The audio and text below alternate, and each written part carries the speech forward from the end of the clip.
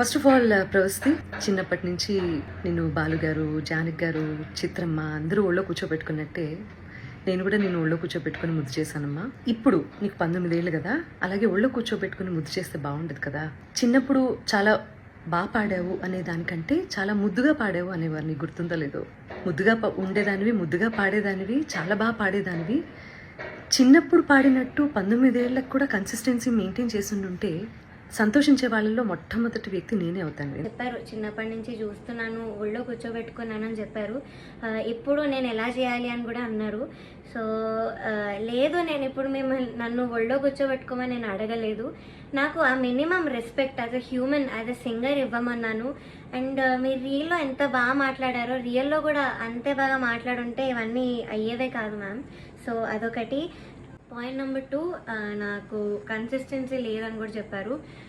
చిన్నప్పుడు ఎలా పాడావో ఇప్పుడు అలా పాడట్లేదు అని కూడా చెప్పారు. Okay, that's your opinion, I totally respect that. So నేను దాని మీద ఏం మాట్లాడట్లేదు.